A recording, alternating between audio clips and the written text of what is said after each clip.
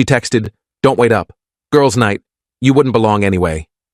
I didn't push back. "Have fun." I opened one file we both forgot existed, made a single update. That night, her phone lit up with a subject line she didn't recognize. "I'm 39 and I've been married for 12 years. My wife and I met when I was 27. She was 25. We dated for 2 years before getting married, spent the first few years building careers, bought a house, had a kid. Our daughter just turned 8. On paper, we looked like we had it all together. The kind of couple people envy at dinner parties. But something had been off for months. Maybe longer. I just didn't want to admit it. It started subtly. She became more critical of everything I did. The way I loaded the dishwasher, how I talked to our daughter, my choice of clothes. "Are you really wearing that shirt again? You know she needs structure, not your laid-back parenting. Maybe try doing something with your hair for once." Then came the social exclusion. She started going out more frequently without me. Girls' nights became a weekly thing, sometimes twice a week. I'd ask where they were going, and she'd be vague. "Just meeting up. You wouldn't know the place." "Why does it matter?" When I suggested we do something together, she'd have an excuse. Too tired, already made plans, needed time with her friends. I felt like I was being slowly edited out of her life. Last Friday evening changed everything. I was home with our daughter, helping her with a school project about the solar system. Construction paper and glue everywhere. My wife came downstairs around 7, dressed up more than usual. Black dress I'd never seen, heels, full makeup, hair styled. "You look nice," I said, looking up from cutting out a cardboard Saturn. "Thanks." She was scrolling through her phone, didn't even glance at me. "Where are you headed?" "Girls' night. I told you this morning." "Right. Where are you going?" "That new wine bar downtown." "Why?" "Just making conversation." She finally looked at me, and her expression was annoyed. "Do you need a full itinerary?" "No, I'm just interested in what you're doing." "Well, don't be. It's my night out." She grabbed her purse, checked herself in the hallway mirror one more time. Then my phone buzzed. A text from her, even though she was standing 15 feet away. "Don't wait up. Girls' night. You wouldn't belong anyway." I stared at the message, read it twice, then looked at her. "You just texted me that I wouldn't belong?" She shrugged. "I'm being honest. My friends are different, more cultured. You'd be bored." "Cultured?" "Yeah, they actually read books. Go to museums, talk about things beyond sports and work." "I read. I took you to that art exhibit last month. Because I dragged you there, and you spent the whole time looking at your phone." That wasn't true, but I didn't argue. Something about her tone told me she wanted a fight, wanted me to give her a reason to storm out angry. I didn't give her that, just said, "Have fun." She looked almost disappointed by my response, waited a beat like she expected more, then left. I heard her car start, watched through the window as she backed out of the driveway, phone already pressed to her ear before she even reached the street. My daughter asked me something about Jupiter's moons, and I refocused on the project. We worked on it for another hour, then I made her dinner, got her ready for bed, read her a story. Normal Friday night routine. But my mind kept circling back to that text. "You wouldn't belong anyway." The casual cruelty of it, the dismissiveness. After my daughter fell asleep, I sat in my office staring at my laptop. Something was wrong. Had been wrong. I just hadn't wanted to see it clearly.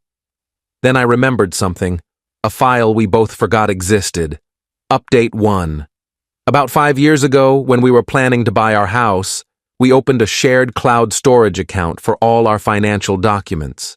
Mortgage applications, tax returns, insurance policies. We uploaded everything there so either of us could access it if needed. After we bought the house, we stopped using it. Just forgot about it completely. I logged in for the first time in years. The password was still saved in my browser. I expected to see the same old files from 5 years ago. Mortgage documents, inspection reports, nothing current. But there were new folders, dozens of them, all created in the past 8 months. I opened the first one. Photos. Hundreds of photos I'd never seen. My wife at restaurants I didn't recognize. My wife at bars I'd never heard of. My wife with people I'd never met. And in almost every photo, the same man. Tall, well-dressed, always standing close to her. In some photos, his arm was around her waist. In others, they were holding hands. One photo showed them kissing at what looked like a rooftop bar, city lights in the background. I felt like I'd been punched in the stomach. I opened another folder, text messages, screenshots of text conversations between her and this man, thousands of them going back 8 months. I started reading. Can't wait to see you tonight. Last night was amazing. You make me feel alive. He's so boring. I don't know how much longer I can do this. Soon, I promise. Just need to figure out the logistics. I love you. More than I've ever loved anyone. I sat there reading for 2 hours. Every message was worse than the last. They had pet names for each other, inside jokes, references to hotels they'd stayed at together, plans for a future that didn't include me. There were financial documents too, records of payments she'd been making to what looked like a lawyer, divorce consultation notes, asset division calculations. She'd been planning this for months. I felt numb, betrayed, stupid for not seeing it sooner. Then I made a single update to the shared account settings. I added a notification feature I'd never used before. From now on, every time she accessed this account, I'd get an alert. Every time she uploaded something, I'd know. Every time she viewed a file, I'd see exactly which one. That night, around 11:30, my phone buzzed with a notification. She'd just logged into the account. I watched in real time as she opened a folder labeled Weekend Plans and uploaded new photos. I opened them from my laptop. Photos from tonight. Her at that wine bar, with him, with the same man from all the other photos. They were sitting close, his hand on her thigh under the table, visible in the reflection of the window behind them. My phone buzzed with a text from her. Staying out later than planned. Don't wait up. Another notification. She'd uploaded more photos. These were taken outside on the street. Them standing by his car. Him opening the door for her. Her getting in. I waited. At 12:45, another upload. Hotel room key card. Time stamped 30 minutes ago. I sat in the dark office, watching the evidence of my wife's affair accumulate in real time, and felt something cold settle in my chest. Not just anger, not just hurt, something calculating. Update 2. She came home at 3 a.m. I was still awake, sitting in the living room this time, lights off, just waiting. Jesus, she gasped when she saw me. You scared the hell out of me. What are you doing sitting in the dark? Couldn't sleep. Well, you're being creepy. This is the second time you've done this. How was girls' night? Fine, good, we had fun. Where'd you end up? I told you. That wine bar. Just the wine bar? Why are you interrogating me? I'm not. Just asking about your night. She kicked off her heels, tossed her purse on the couch. We went to a couple places. Lost track of time. That's why I'm late. What places? I don't remember the names. Does it matter? No. I guess it doesn't. She studied my face in the dim light from the hallway. Are you okay? You're being weird. I'm fine. Just tired. Then go to bed. She headed for the stairs. How's he doing? She froze, hand on the banister, one foot on the first step. What? The guy you've been seeing. How's he doing? She turned slowly. I don't know what you're talking about. The shared cloud account. The one we set up when we bought the house. You've been uploading everything there. Photos, text messages, financial documents. I've seen all of it.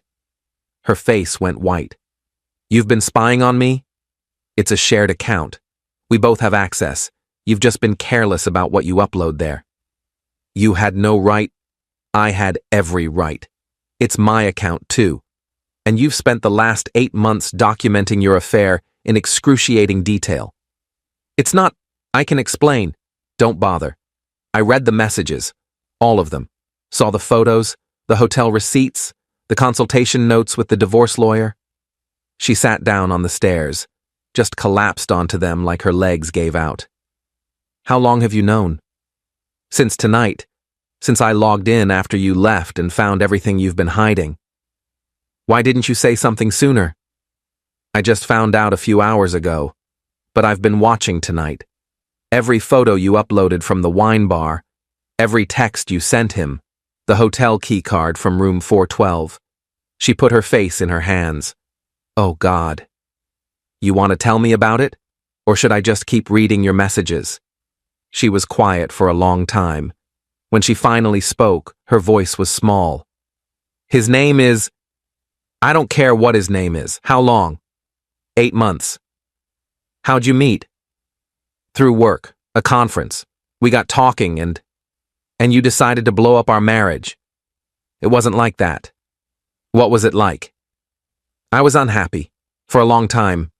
You and I, we've been going through the motions for years. No passion, no excitement, just routine. So you had an affair. I fell in love with someone who makes me feel alive. Someone who sees me. You barely notice I exist unless you need something. That's not true. Isn't it? When's the last time we had a real conversation? When's the last time you asked me about my day and actually listened? When's the last time you planned something for us that wasn't just another obligation? I've been here, every day, taking care of our daughter, maintaining our home, trying to keep our family together. You've been present. That's not the same as being engaged. And he's engaged? He listens. He cares about my thoughts, my feelings. He makes me laugh. We have things in common, interests, conversations that matter. How often do you see him? She hesitated. 2 or 3 times a week. And our daughter? Where does she think you are? She thinks I'm at girls' nights or work events. So you've been lying to her too. I haven't told her anything. I've just been living my life. Your life? We're your life. She's your daughter. I'm your husband, or I was, until you decided I wasn't sophisticated enough for you. Update 3. We talked until sunrise, or rather, she talked and I listened. She told me everything. How they'd met at a marketing conference 18 months ago. How they'd stayed in touch after, just as friends at first. How it had escalated 8 months ago when they'd met for dinner and ended up kissing in the parking lot. She told me how he made her feel young again. How he took her to nice restaurants and art galleries. How he knew about wine and literature and could discuss philosophy. How he made her feel seen in ways I never did. I asked her if she loved him. She said yes. I asked her if she loved me. She said she didn't know anymore. I asked her what she wanted to do now. She said she'd been planning to ask for a divorce but wanted to wait until our daughter was a bit older. Make it easier for her to understand. How much older? I asked. I don't know. Another year or 2. So, you were going to keep lying? Keep sneaking around? Keep living this double life for another year or 2 while I played the fool? I wasn't trying to hurt you.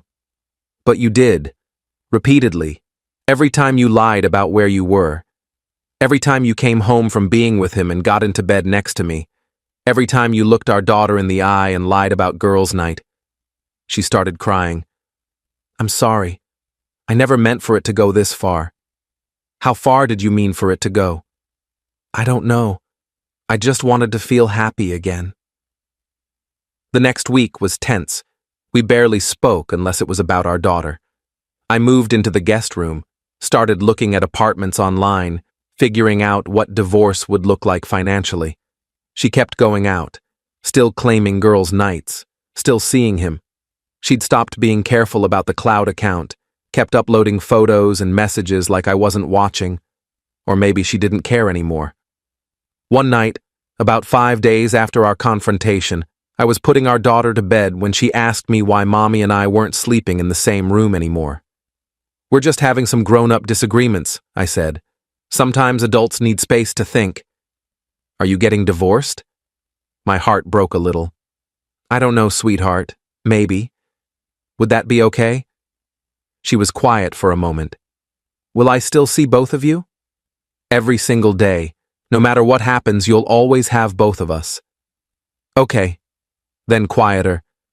Mommy's been going out a lot. I know. She says it's girls' night, but I heard her on the phone once. She was talking to a man. She sounded happy. I didn't know what to say. Sometimes adults have friends that make them happy. Do you have friends that make you happy? I have you. You make me happy. She hugged me tight. I love you, Daddy. I love you too, baby. After she fell asleep, I sat in her room for a while, watching her breathe, thinking about how I was going to protect her through what was coming. Update 4. 2 weeks after I discovered everything, my wife finally told me she wanted a divorce. She sat me down one evening after our daughter was in bed and said she couldn't do this anymore. The pretending, the guilt. She needed to be honest with herself and with me. I'm leaving, she said.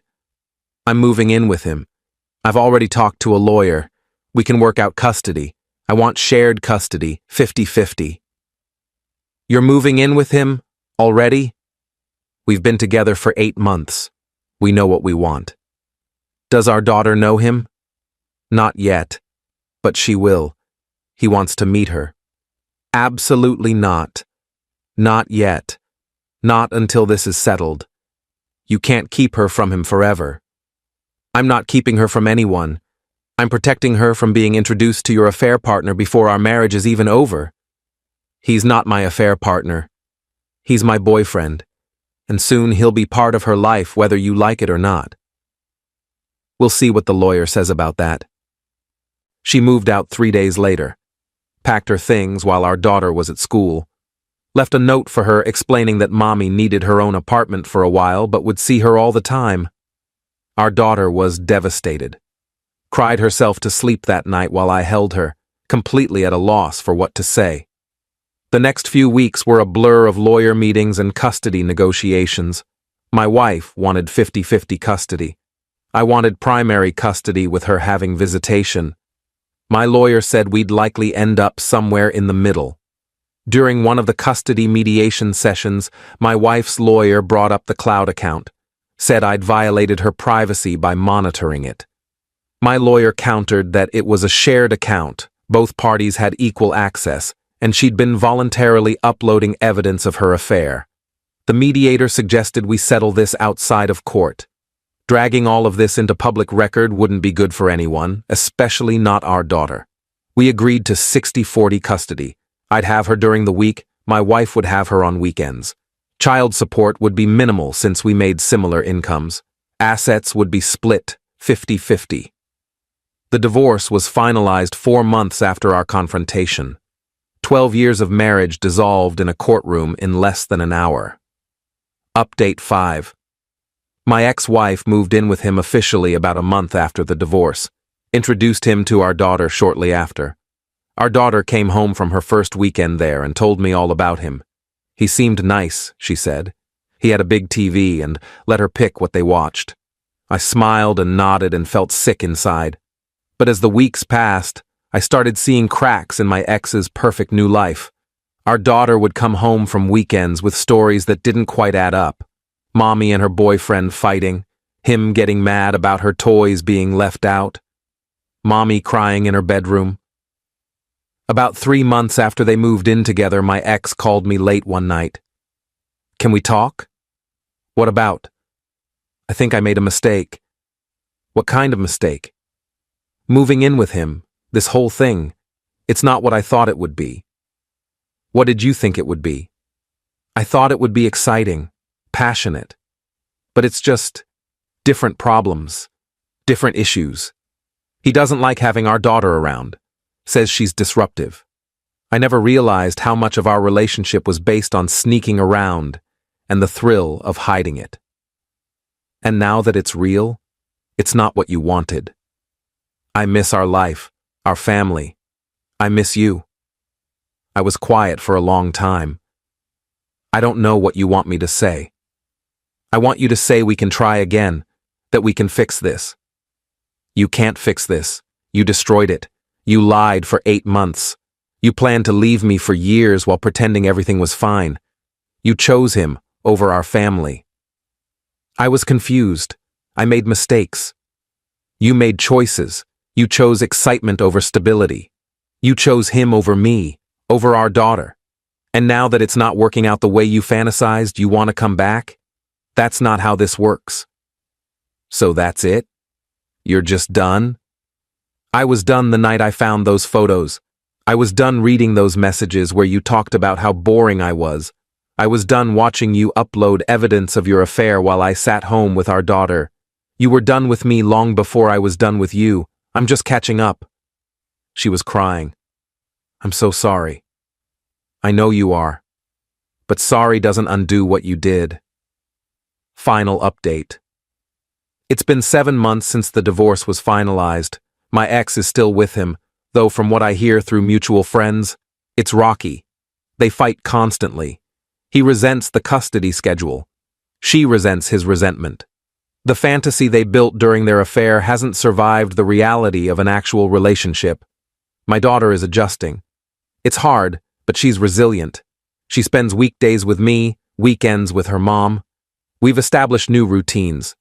She's in therapy, which helps. I'm in therapy too, working through the betrayal and the anger and the grief of losing what I thought my life was. I'm not dating yet, not ready, but I'm not sitting around mourning the marriage either. I've reconnected with old friends, started exercising regularly, picked up hobbies I'd abandoned, started living for myself and my daughter instead of for a relationship that was dying long before I noticed. Looking back at that Friday night when she texted me, "You wouldn't belong anyway," I realized she was accidentally telling the truth. I didn't belong in her world of deception and affairs and calculated betrayal. I belonged somewhere better, somewhere honest. That forgotten cloud account was the thread that unraveled everything. One file we both forgot existed. One notification setting that let me watch her affair in real time. Sometimes the truth finds you in the strangest places. I'm 39 years old. I'm divorced. I'm a single father navigating co-parenting with someone who threw away 12 years for an 8-month affair that's now limping along painfully. And I'm okay. Not great, not perfect, but okay. Because I'm not living in the dark anymore. Not wondering where she is or who she's with. Not reading subtle insults disguised as jokes. Not trying to be sophisticated enough or cultured enough or interesting enough for someone who stopped valuing me years ago. She said I wouldn't belong at her girls' night.